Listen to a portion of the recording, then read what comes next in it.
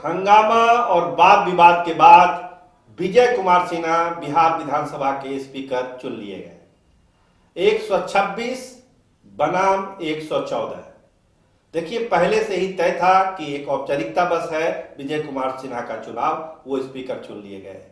लेकिन आज पूरे दिन विधानसभा में जिस तरह से हंगामा हुआ, नियमों का हवाला दिया गया, तेजस्वी यादव के जो तेवर थे वो ये बतलाते हैं कि ये सरकार का चलना कितना मुश्किल है, कितनी कठिन चुनौतियों से इस सरकार को गुजरना है। और सबसे बड़ी बात, AIMIM का समर्थन।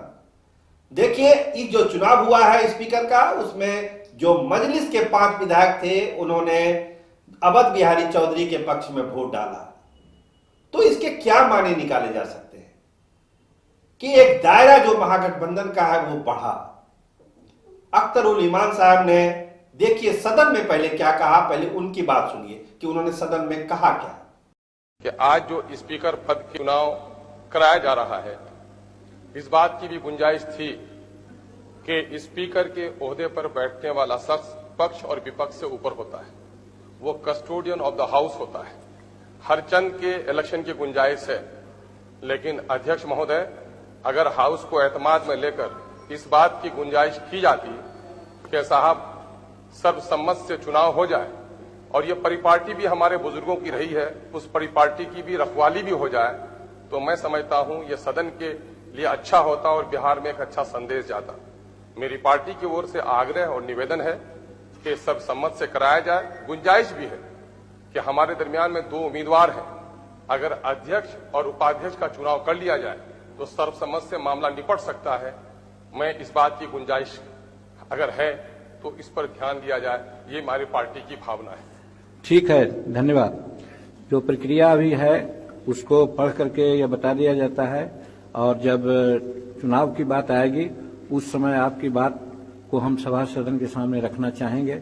अगर सभा सदन इस पर तैयार होंगे तो निश्चित रूप में ये भी अच्छी बात है कि अध्यक्ष पद पर सर्वसम्मति से चुनाव हो, वो ज्यादा अच्छा है, खास करके इस संवैधानिक प्रक्रिया के अंतर्गत। तो जैसा आपने सुना कि उन्होंने कहा कि मजलिस की ये भावना है कि सर्वसम्मति से चुनाव हो, परंपरा रही है, ये हो जाए तो काफी अच्छा मैसेज जाएगा।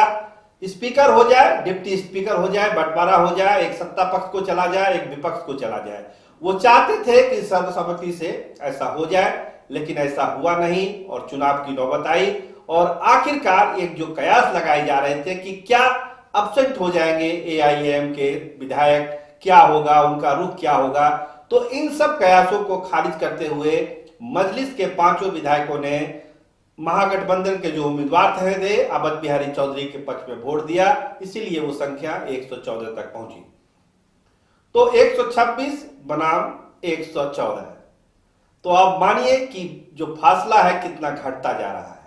सरकार चलाने की कितनी बड़ी चुनौती नीतीश कुमार के सामने और भाजपा नेताओं के सामने है। इसलिए पल पल जब जब सदन चलेगा, जब जब कोई इशू आएगा, तब तक कितना सचेत और सावधान रहना है एनडीए को, ये अब साबित हो चुका है स्पीकर के चुनाव में। इसलिए आसान नहीं है, एक अग्निपथ है जिससे गुजरना है एनडीए को, नीतीश कुमार को और भाजपा नेताओं को, कि कैसे वो इस सरकार को 5 साल तक ले जा सकते हैं।